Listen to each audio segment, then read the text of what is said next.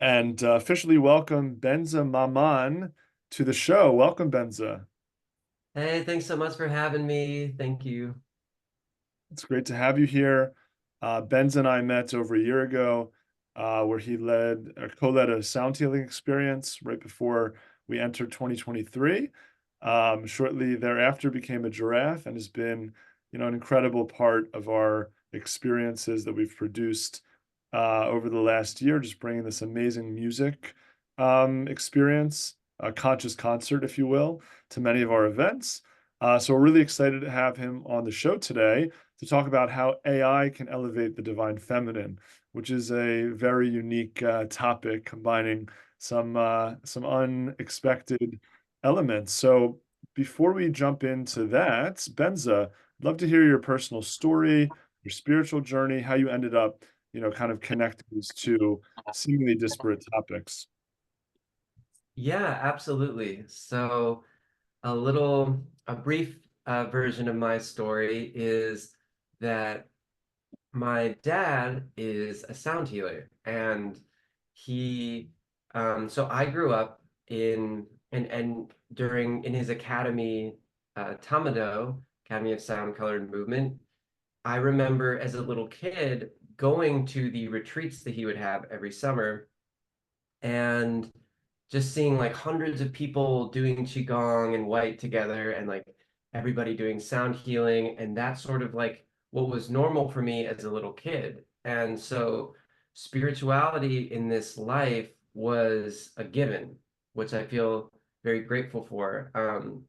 And of course, it's not till I was older where I realized that that's not necessarily true for everybody's human experience. But as a little kid, that was my world. And, there's always talks of the guides and spirituality and a very sort of like religious free, like a very free thinking kind of West Coast California spirituality as a lot of us experience it today. That's like what I grew up in, very, very kind of hippie.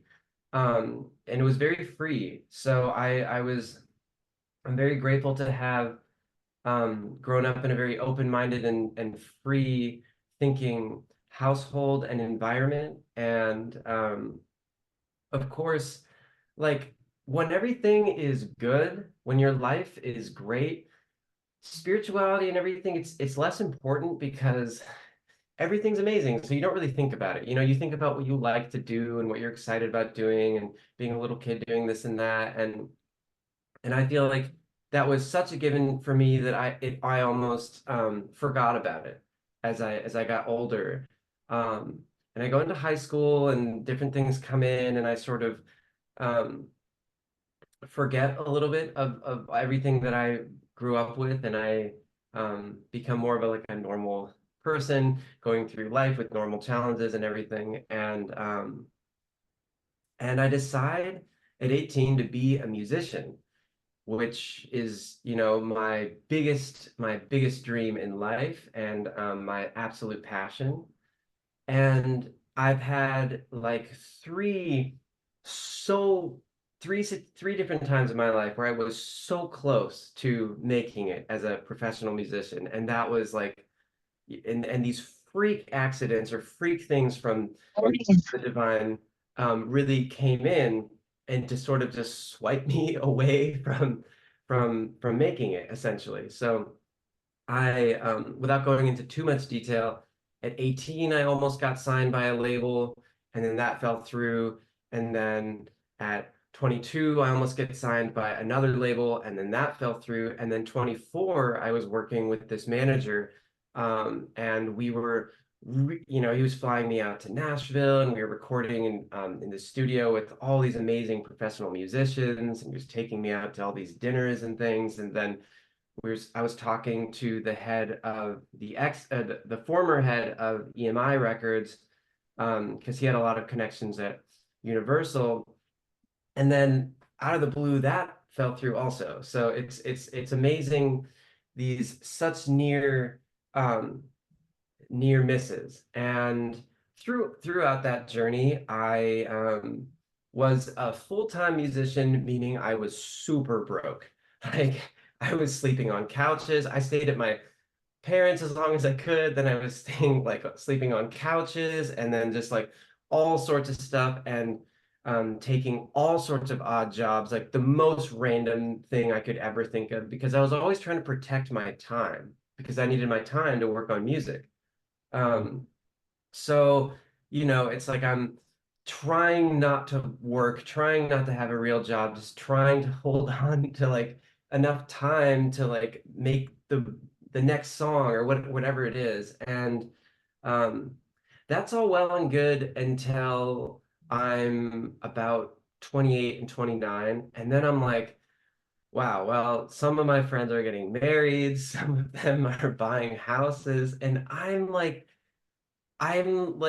just so broke, and I'm like, oh man, this is like this is not fun anymore. It was a little more fun when people were kind of in college and everyone's figuring it out, but at some point I start feeling more and more like the odd person out who's just like, doesn't have like his shit together. And so um at this time, one of the odd jobs is my roommate at the time. In I'm living in Bellingham, Washington now. Um, his name is Julian, and he runs a film production company. And he bought a house for like um, a lot of our friends to live in. And there was this thing where there was like 10 of us living together in this big house. And Julian is, he sees me struggling and he offers to, try and help me make ads here and there. So he brings me on shoots. I learned how to do sound and some of the stuff with the pole. And like, I didn't love that, but I was grateful to have something to kind of help pay the bills a little. And so I'm working basically for my friend Julian. And he's a filmmaker, he has dark hair, and I'm just realizing like I'm not I'm not thriving. Like I'm coasting by in this small town, and I had these near things in music that almost happened, and my TikTok blew up a little bit in 2020 for music, and I kind of like didn't really pursue that for different reasons, and I'm feeling a little lost. And during the journey in my 20s, I start rediscovering meditation through The Power of Now, through Autobiography of a Yogi, um, through Masters of the Far East, these books, and I start remembering a little bit like, oh yeah, like what's this thing my dad does? What does he do? It's like he's doing qigong, he's doing sound healing. Like what is that? Because I basically took a big detour from that, and I'm realizing that my life wasn't the way I wanted it to be.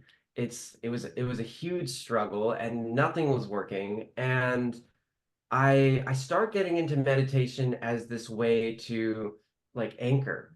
And it was the first piece of the puzzle to start shifting my reality, to start shifting my world around me, because it was just getting further and further and further away from anything that I wanted and anything that I felt like I had any control over. So I start rediscovering meditation. It's bringing me back a little bit, and it's like a seed that was planted a long time ago, just like the first little budding of a spiritual flower that starts to bud. And um, I'm still living in Bellingham. Things are still not the way they are, not the way I want them to be, but this spiritual practice starts seeming more and more important.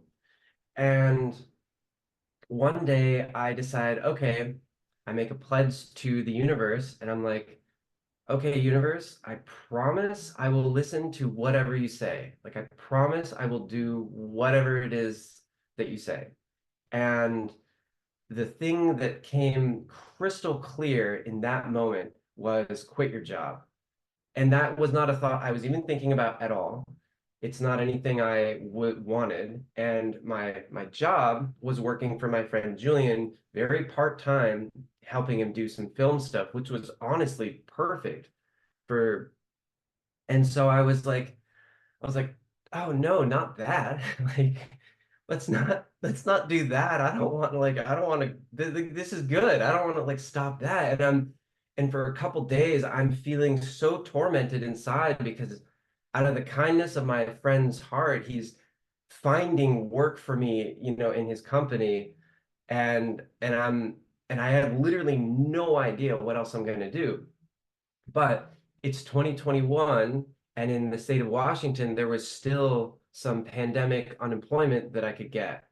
So I muster up the courage to tell my friend, I'm like, I love you. Thank you so much for all this opportunity. But um,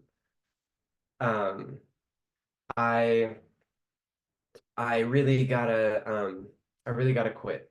And so I quit, and I have no idea what I'm gonna do. And I just go out and meditate for basically 3 months straight. And I go into the woods every day for 3 months and I just meditate. And in that, I felt like a huge shift inside. I felt like a lot of societal conditioning just unwinding, and it was one of the most amazing and joyful experiences that I've ever had. And at the very end of that meditation, I get this idea to visit my other friend, Julian, who lives in LA. Um, and so I get in my car, I drive down to LA, and I stay at his house.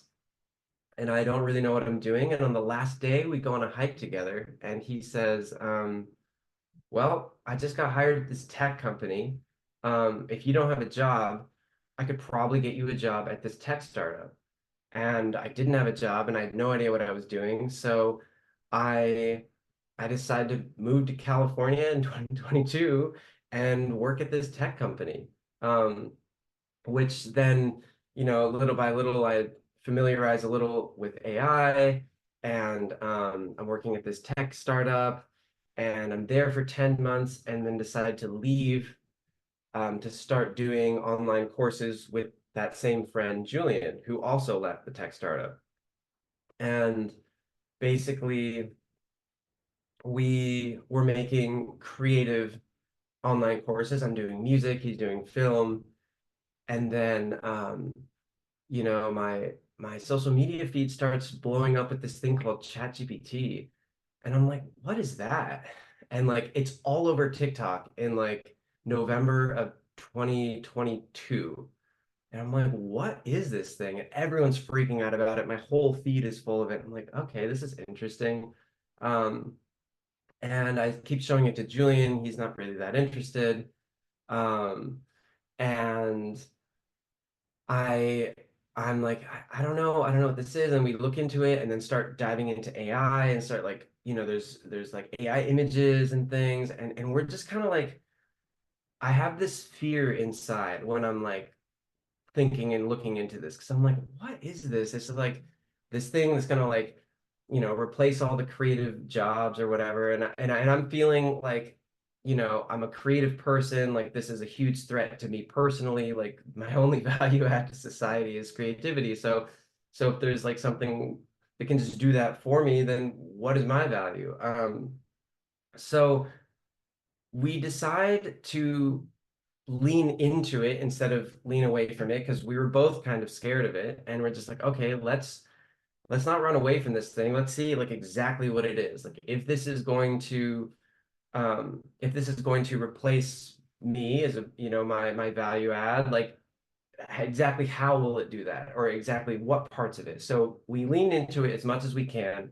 We get absolutely obsessed. We learn everything we can about Midjourney, about ChatGPT, and then we're like, okay, it's not as scary as we thought. Like this is actually kind of useful. There's some really cool use cases, and it's not quite replacing us in this moment. So we decided to make an online course teaching other people about that, which was a huge hit. And then we, start incorporating all the other AIs that are coming out. And it's like there's Runway, there's the music AI, there's the video AIs, there's different LLMs, which is what ChatGPT is. And there's this huge boom of all these different kinds of AI that are coming out. And basically, the founder of Stability AI, which is one of the main AI companies, he said that the goals that they had when they were doing projections for when will this milestone be reached, when will that milestone be reached, as far as, you know, they're working on all sorts of different kinds of AI. And these these milestones, these projections that they made that were supposed to take years to hit were happening in months. So they were saying in about 2 years, we'll be able to do images that look this good. And in 4 years, that good. Those goals were reached in months. So it took them 2 months to get what they thought were going to take 2 years. And everything starts happening like so fast that he says that they can't even do projections anymore because they blow them out of the water every single time. And the AI race between the tech companies is driving it even faster. And the innovation in AI is unbelievably fast. And I think that's one of the main points that I wanted to just touch on in this talk, and make sure that everybody is aware of, that just how fast the evolution really is. So I'll seeing the screen change here. I'll let you jump in, Max. Yeah, thank you for that amazing background. And it's great to get to know you on a deeper level on your musical journey and meditative journey, and see how it kind of brought you to teaching people about artificial intelligence. It's a pretty wild one. Um, so, you know, for those of us in the audience, I think most people are familiar with AI, but how do you define it? How would you define AI? And then we're here to really talk about the connection between AI and the divine feminine. So maybe you could also define what that means to you. Absolutely. So there's AI, artificial intelligence, which takes different forms. Um, it's essentially like, it's essentially we've got computers to the level that there's so much access to the internet, there's so much data out there that we needed something that could essentially sort through all of the data. And the how ChatGPT gets created with something called a large language model, that gets starting, that's initially those were funded by the government because the government has been collecting an absurd amount of data on us, on people. You know, they're trying to protect us from terrorists and keep us safe, so they say, and all this stuff. But they got to this point where they actually had so much data they couldn't do anything with it because they're, you know, it's like all like, it was just an overload. And so they were trying to find a way to sort through the data. And long story short, these employees at Google who were working on Google Translate made a huge breakthrough where they realized, oh, like we can, it's without getting too techy, there's the T in ChatGPT stands for transformer, and they made a huge breakthrough in Google Translate using a different kind of transformer, which basically opens up the possibility for AI as we know it now. But AI right now, like ChatGPT and all those things, they're just synthesizing a bunch of data, and they're able to pull from, you know, a vast library, but they're not intelligent yet. What's going to come this year is AGI, artificial general intelligence, and that's the AI that like you've seen in the movies and that were more afraid of, and like that's what's going to come onto the scene in 2024. How do If you you know how do you know it's coming this year? So I know a lot of people in the tech world who have told me that OpenAI has already achieved AGI internally. And if you go to OpenAI's website, their tagline, I forgot what it used to be, but it is what it is now, is creating AGI that's safe for humanity. And that they just changed their public tagline. Wow. And if you look on YouTube about like, I think it's like Project Q Star on YouTube, Sam Altman, like you'll start seeing all this stuff about it. So it's definitely it's definitely coming. And then the divine feminine. What's your take on the divine feminine? So my take on the divine feminine, this comes from basically the prediction of the age of Aquarius that was predicted, 25,000 years ago, that around now we're shifting into, the stars are shifting and we're shifting into a new 25,000 year cycle. And if you look at the past, basically 25,000 years, it's been a very like masculine time. It's been very much in the doing, in the action. And each human being, I believe, has, the masculine and the feminine. We each have a divine masculine and divine feminine within us. So if I say that the divine feminine is in being and the divine masculine is in doing, I'm not saying that men do things and women just exist. I'm not saying that at all, because some of the most productive people I know are women, and some of the, laziest people I know are men, sometimes me included. So that's not what I'm saying. But I am saying that the Is the divine being lazy? Is it lazy if you're being? No, being is not lazy. Being is actually, I think, one of the highest forms of existing, Yeah. uh, because it's actually really difficult to be. And I learned that when I was meditating for those 3 months in the woods, how hard that was at first just to exist. It was unbelievably hard. Yeah. Anyway, continue. Sorry to interrupt. No, not at all. So, basically there's this prediction of this 25,000 year cycle that we're shifting into this new age. And on a very 3D societal level, we were breaking all the molds in this general time period. There were a lot of like, men do this, women do that, gender roles and structures, and there's a lot of really ingrained things in our society that are all being just completely broken apart right now.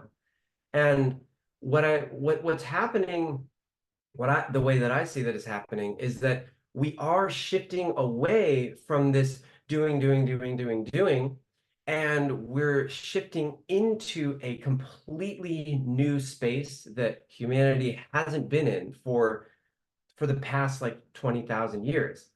And if you look to the Industrial Revolution, a couple hundred years ago, that was sort of the epitome of just nonstop hustling, because before there wasn't the infrastructure for you to be able to put in that much work. Then suddenly there was. Humans could just work, 24/7. And that's kind of, from there you know we got 8-hour work days and weekends slowly over 100 years, and now we're going to 4-day work weeks, and then there might be 3-day work weeks, and like the the frontier of automation is really coming into its own, and AI is a really big part of that. And the frontier of automation traditionally says that tech creates jobs, but because like, when there's new tech, there's new people that need to tend to the new tech, and there's new, people that need to take care of it and use it. And but what's really also true is that tech just makes everything cheaper. And making it cheaper allowed companies to reinvest in new markets and in new strategies and hire different people to do different things. But that's not necessarily always needed. And what we're seeing with AI is that, okay, Duolingo laid off 70% of their translators, and they're using the very basic forms of AI that are available today. And without a very doomsday, scary message, I'm really not trying to send that, and I don't believe in any of that, that like, worse, AI largely came onto the scene for most people in 2023. And remember, that's like the most basic and the worst it's ever going to be. And it's evolving at this unbelievable rate. As somebody who does who pays attention to AI for a living, like the amount of times I have to update my course is like every month the interface changes, a new thing comes. It's like it's really insane. Yeah. So if I were to kind of paraphrase, you're defining the divine feminine as being, the divine masculine as doing, and AI can elevate our ability to be by automating all of the labor that we currently, produce for the world because it'll just be much cheaper, more efficient, and much yeah, more affordable, more efficient. So humans won't need to do it, so they can just be. Yeah, essentially what I'm saying is that, and there's prediction this will happen in 5 years. It might take longer, but like, unless there's a huge wrench thrown in the trajectory of where we're headed, there won't be a need for human labor. And some people predict that that'll happen within 5 years. And I'm priming everything I'm saying for people to understand how quickly AI is progressing. And with the advancements in quantum computing and in robotics, AI soon will be able to, replace eventually the blue collar jobs when robotics get to the level where they're almost at or basically at now with the new Tesla robot, because you can just basically upload different AI. You can basically just like upload different versions of instructions into these robots, and then they will be able to build things and do things. And what's going to happen is that, not that they will be always better than human workers, but they're going to be so much cheaper that, of course, eventually every company is just going to have AIs that just run basically everything. And right now we need humans to tend to those AIs, and that might always be a little bit the case. But for most people, there's not going to be a need to have a job, just because there's not going to be, like, the society will function perfectly without human labor. So what this talk is really about, taking us, you know, half an hour to get here, is that what what does that actually mean for society? Right now, we're in a shareholder economy, meaning that corporations and companies have a responsibility to maximize profits for their shareholders. And that's how America works, and that's how most of the world works. But what happens when human beings don't have to work anymore? Our current society, that's a disaster. That's like poverty and hardship and struggle for everybody, because working and having money of your own gives you power and standing and status. So what's going to happen when AI eventually does replace all the need for humans to work is that it'll force society to change, because it just simply will not work the way that it works now. And when this shift happens, it's a shift spiritually from the doing to the being. And that's my connection of AI and the divine feminine and the Aquarian age. We're shifting from having to go out and do in the world, be productive, and go out and make something happen, to going to the space of, oh, everything's already happening. How can we exist? How can we be? How can we learn to connect and to be spiritual and to be in this garden that we're living in? And there's obviously utopian and dystopian versions, and I'm always very optimistic, but bring it to you. Yeah, fascinating. One of, one of the areas that I've been reflecting on is that, our wants and needs are ever evolving and ever changing. And that creates new economies. And so, could you really see a scenario where there's just absolutely no need for human labor whatsoever, meaning that the incremental value a human could add to an AI system will become zero, versus this AI system will just, increase its power, but humans will constantly have some way to augment it, and therefore there will still be many jobs, there will still be a lot of labor. I mean, obviously I'm making a very bold claim and time will tell, but it's yes, there's always going to be, shifting economies and shifting markets, but it's that largely if you look at a company like Amazon, like if Amazon can automate all of its deliveries, and if it can automate all of its backend, and if it can automate taking care of the website, making sure that functions and it's troubleshooting, and if AI is able to basically do all the things that Amazon needs to function, then we don't really need human beings working for Amazon. And so there can always be people tending to it, a few people in the strategy of how to grow the business, but probably even probably AI will even be better at that eventually. Right, right. Okay, that actually makes a lot of sense.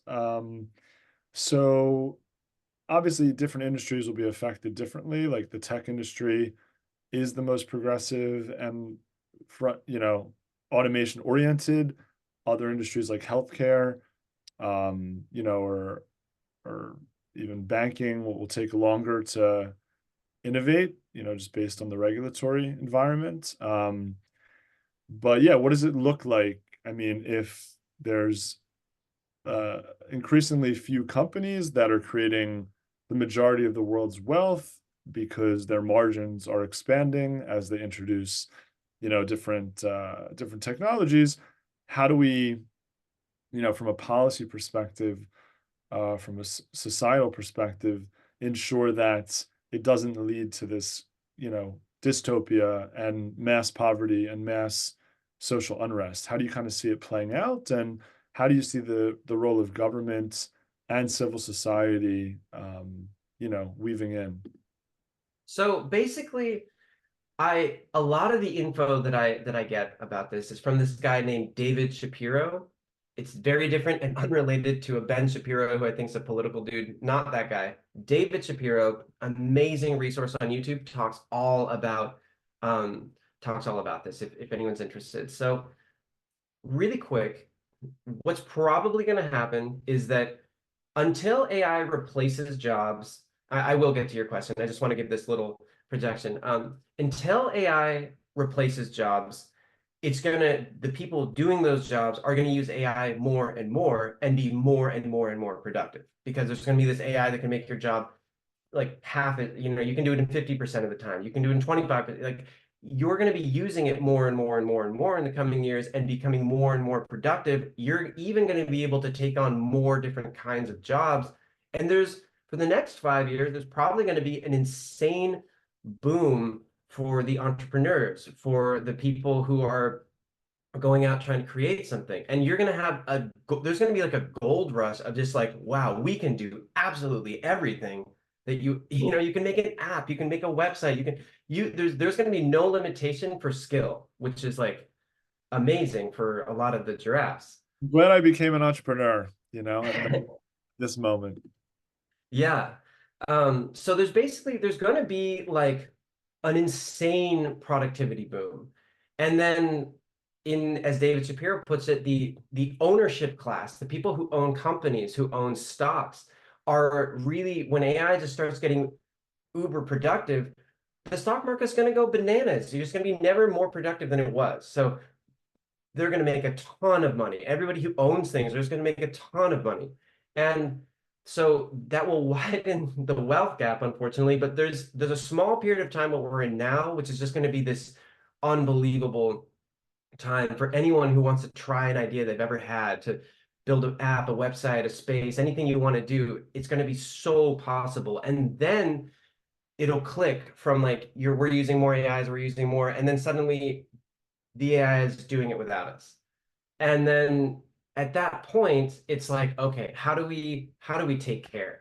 How do we make sure that we are taking care of each other and that we're creating a good world that we actually want to live in and that we can be in this divine feminine, we can be in this being, we can just exist together. And there's ways which don't I hope we don't go, which is basically a UBI, universal basic income, from the government. That's the easy button. That's saying, okay, well, most of us don't have jobs, so the government will just give us money. I think that's a train wreck. We do not want to give the government that much power, and we do not want to be dependent on the government in that way. I think that that's the easy option. I think that there's more complicated options that will be infinitely better, but that's a conversation of restructuring society a shareholder um, from shareholder economics, where companies are just they're legally obligated to maximize profits for their shareholders, to a stakeholder economy where all of us have a stake in the businesses, and all of us, including the environment, which is a really interesting concept that David Shapiro said, that the companies, and I'm not sure exactly how this plays out globally, but let's just say in America, for example, if we go through this shift, it'll have to shift to each of us having a stake in the companies that will probably be fewer and fewer as this goes on, that gobble up everything. But let's say, for example, each of us have a stake in Amazon. And Amazon no longer needs to just create maximum profits for its shareholders. It now needs to take care of its stakeholders, which will be all of us, and giving the environment a stake in the company will make sure that like all the decisions that Amazon makes has to take the environment into consideration, has to take us into consideration, and that the wealth generated by all of these companies essentially belong to everybody. So Isn't that also giving the government a lot of power in a sense? You know, it kind of is a more socialist approach to economics. it's a fine line, because it's not socialism like we've ever seen before. It's not communism like we've ever seen before. And I don't think we don't want those versions like that we've seen. Um, but the idea of stepping away from, capitalism with a capital C, I think is kind of necessary in a world where not everybody has a good chance of making it, essentially, and having a job and having power through the form of wealth and money. Because we're already seeing, for our generation, there's a huge, like, it was a lot easier for like our parents, especially coming in America. Like, our generation, it's not given that we're going to be able to really, buy a house. It's not really a given thing for maybe a lot of the giraffes who happen, if we live in the west side of California, that means you're doing something right. But even so, it's like just buying a house is like such a flex now, for our generation, which is crazy because that was a given a couple generations ago. Of course, you can buy a house. So that already we're seeing that change. And I just think that that's going to get exacerbated at our current trajectory.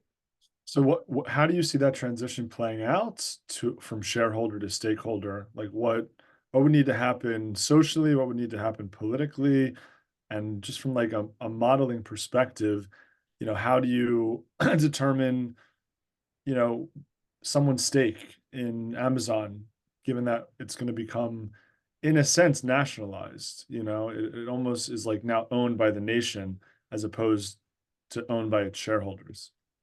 For sure. Well, I think that community organization is going to play like probably the most important role. And I think that like, which is so beautiful when organizations like the Giraffes and things like Super Blue, and like where you see like these communities coming together, and we're like-minded people are joining together and sharing ideas. And I think that like it's it's not a coincidence that like you and Adar are being called, and Julian, to make this community. Like, this is exactly the time, and this is exactly what everybody should be doing, is like we need to be organizing with ourselves so that we have a voice. Like, we need to be able to come together so that we can say, this is what we want, this is what we don't want, because we lose all power by being individuals who just have to vote in an election and hope that like something goes the way we want it. Like America was set up so that local governments had a ton of power, and the local governments could talk to the higher branches, and you could go and meet your city council and your mayor, and you advocate for what you want, and then it trickles upwards. But of course, we stopped doing that 100 years ago, where people kind of got lazy and they're like, I'm just going to vote for the president and all my problems are going to get fixed.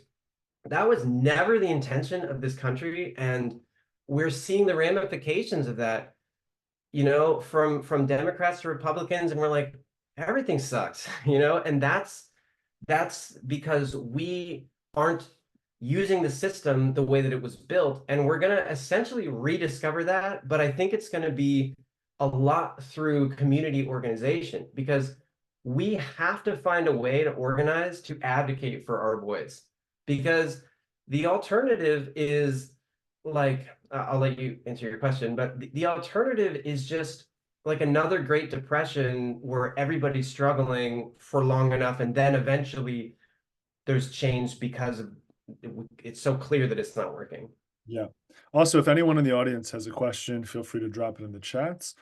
Um, yeah, I think having these communities that have a voice and that organize is great, but I think one of the challenges is a lot of human nature is based on self-interest, and a market economy kind of puts that self-interest to use for the collective in many cases. But if there's an organization like the Giraffes that maybe doesn't have its intention to elevate the world together as its like tagline, but it's really about succeeding as a community, then the communities that form will just exploit AI as much as possible so that they become wealthy and can take care of their community, but not take care of the world, right? So it's kind of interesting to see how it's not just enough to have a community that advocates for the community, but you need communities that have an intention to bring prosperity to more and more people. And the other challenge that I'd love to hear your thoughts on is just kind of, we're using America as an example. America has Amazon and Apple and Tesla, and pretty much all the best companies in the world are headquartered here in America.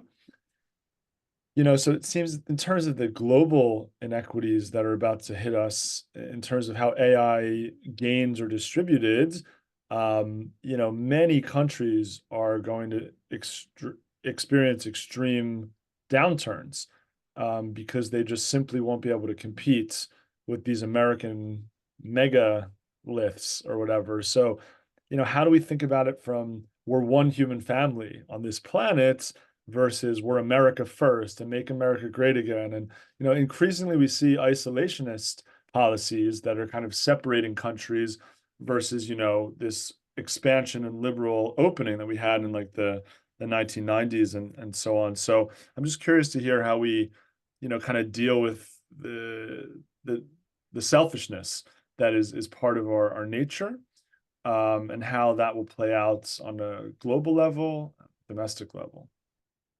Yeah, I mean that's definitely a really good point. And I think to tie in the second half of this conversation, which is the shift into the divine feminine, I have a profound spiritual belief, and I really do believe that we are being helped from a spiritual level. And I think that like in 2020, there was an insane spiritual awakening for a lot of people that just kind of like, as I believe, the other beings are working to help elevate the consciousness. So I think that like we're going to shift away. The consciousness is going to shift more towards community, togetherness, taking care, nurturing, divine feminine. We take care. We can nurture each other. We're part of the family versus the, more of the masculine of like me, like competition, like I'm going to be better than you. I'm going to like win this thing for me. It like we have to shift into taking care of each other. I don't think there's an option of us not doing that. And I think that of course, it's going to be bumpy. Of course, we're probably not going to preemptively make these changes fast enough. So there is going to be some struggle. But I think that ultimately, historically, whenever there's been too much struggle, there's a revolution and things change. And because people still have more power than we ever can ever possibly fathom. Like if people decide like we're not happy, enough of us, and we go and shake things up, you know, things change. So Yeah. it's a really good point of like what do the countries that maybe are less fortunate as far as having like these big monolithic companies, we have to look beyond our borders. I say America as an example, but maybe it's global. I mean, we have a responsibility, I think, to take care. And I don't know exactly how that plays out, but like I personally believe in the shifting of the consciousness is happening exactly when this problem is presenting itself, and this problem will start exacerbating more and more as the consciousness shifts more and more. And I think the younger generations are infinitely more kind than the older generations. And I think that like our generation is a lot more open-hearted and a lot more empathetic. We're more emotional in a way, and more we have more empathy. And I think the younger generations, even more and more. And I think that that is not I think that's not random. I think that like that is so necessary for love to be opening up in human hearts, because we have to take care of each other. There's no other way that this works.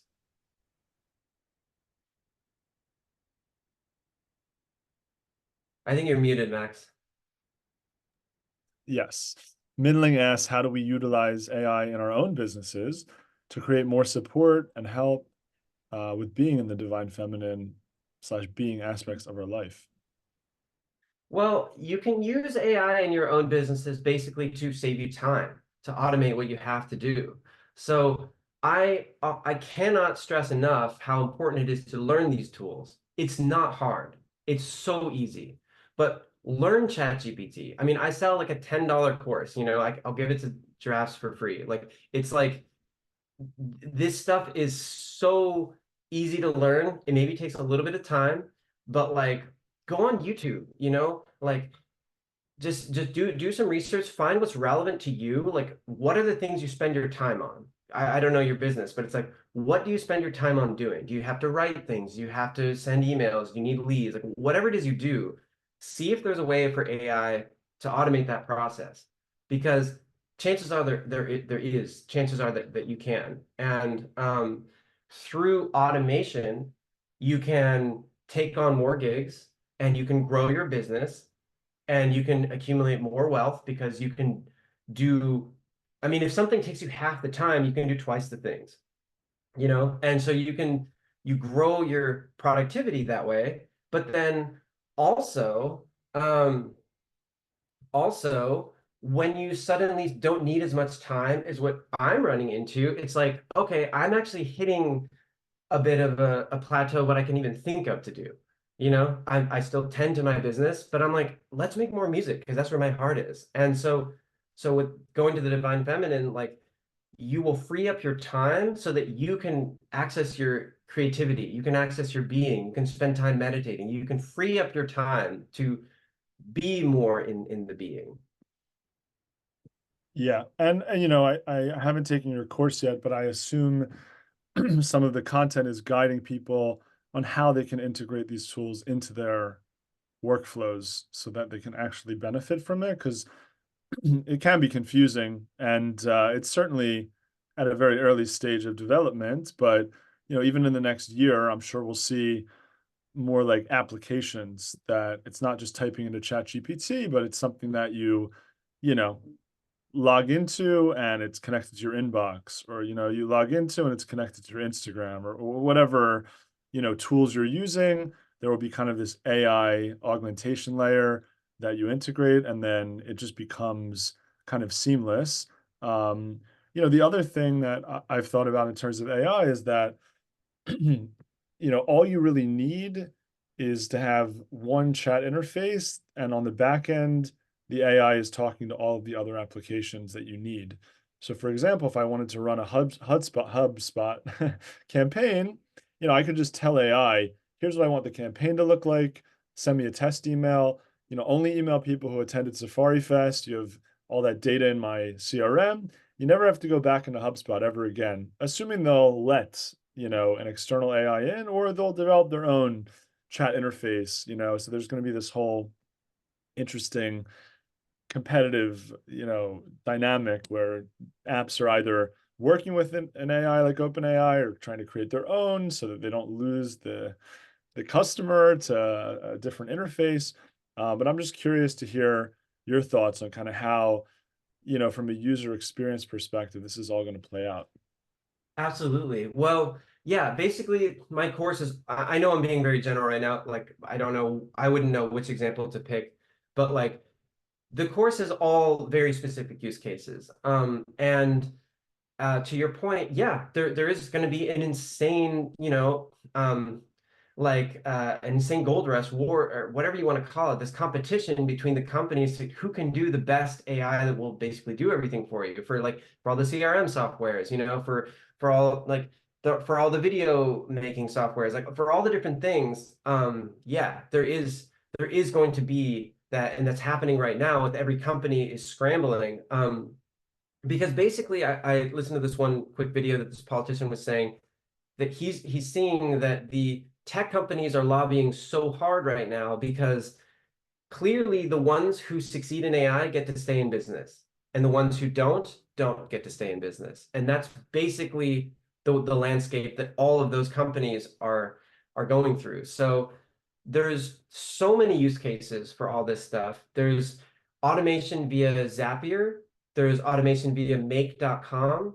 This is stuff that's like a little techy, but it's really not. You don't need to code. You don't need, it'll take a little bit of time. You can talk to me. It's stuff that like you set up these chains of automation and they just work, and it's going to get better and better and better. And Apple, has been hiding their GPT. They're waiting till it's like perfect or whatever. And when they are integrated in our phones and when they're integrated in our computers, that's the time when it's like, okay, you don't have to tell ChatGPT to do this software, to do that. It's like when there's an AI in your computer that can intelligently understand what you're clearly trying to do.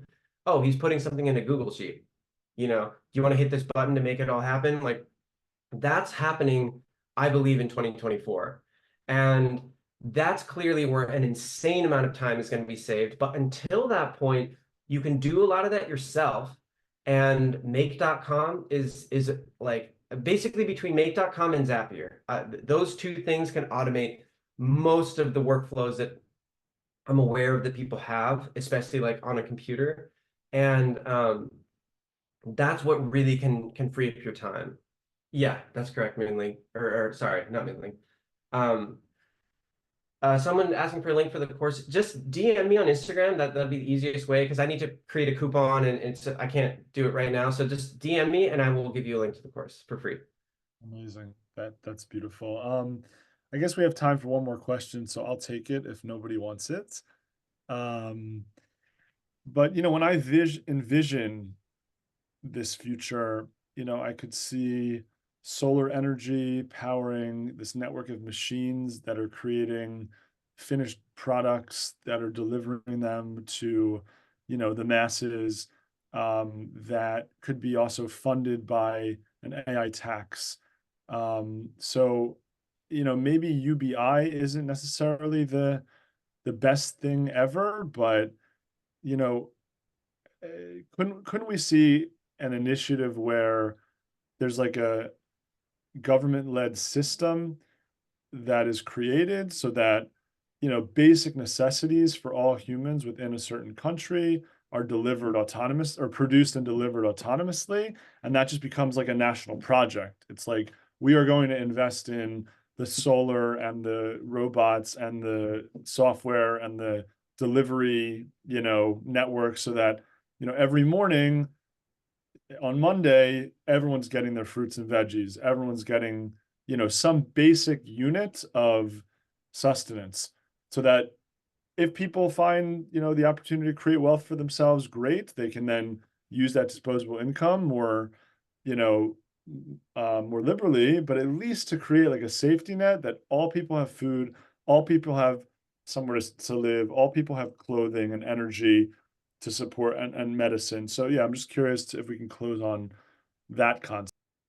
Yeah, absolutely. So again, in this David Shapiro um, series of videos that he's presented, he and I resonate with this. UBI is universal basic income. So some form of that, I'm sure we will see. I was just saying we don't want to be 100% dependent, but universal basic services is what you're talking about. And that's a concept that I think will be absolutely necessary and so easy to achieve once we get to where we're talking about getting to. So yeah, it's sort of a like we want a world where everybody has their universal basic services that are what you're saying. And we can extend, food, water, shelter, clothes. Why not internet? Why not like, I mean, how far can you take that? Can you include a smartphone of some kind for every human being? I mean, I don't know. It's the things that are actually, so there's survival necessities and then there's like the functioning necessities. And um I think that 100% we're going to have universal basic services for sure with healthcare too. I believe, and so it's like we'll have these services that are provided for everybody, and that's at least a step in the right direction if we don't pull off a completely paradigm shifting, into this stakeholder thing, which is a huge leap. And there are other ideas. There's ideas of doing like an automation tax. Any company that like does automate things will have to pay a huge tax, and that tax can get distributed to everybody else and help pay for this and that. I mean, there's other ways. A combination of UBI and an AI tax, and maybe that's what the future looks like. But 100% for universal basic services, that I believe is a necessity, and I think that will be so achievable. Yeah. Well, Benza, this has been mind-blowing and really helpful and useful, and a great reminder as we kind of get pulled into our day-to-day tactical life that there's something so much bigger happening behind the scenes that is going to completely shift what it means to be a human, what it means to live in society on Earth. So we're here for it, and we're grateful to have you as part of this community to help guide us through it. Yeah, well, thank you so much. And I just want to say, like I'm saying a lot of really big and bold things. Time will tell the changes that actually happen. I'm not trying to scare anybody. I want, if I can leave everybody with something, is just pay attention to the changes that are happening. Be honest with like, don't just like do this thing where you push AI to this corner and you don't look at it until it's too, like just like pay attention to it and check in, every 6 months, maybe like what's possible now? How far did we get? What does the world look like in a year? And through being honest and open-minded, you will land on your feet, I promise. Thanks again, Benza. Thanks everyone for coming out, and we'll see you this Saturday, hopefully in Hollywood. Okay, yeah, Thank thank you you so so much, much. Max. Thank you.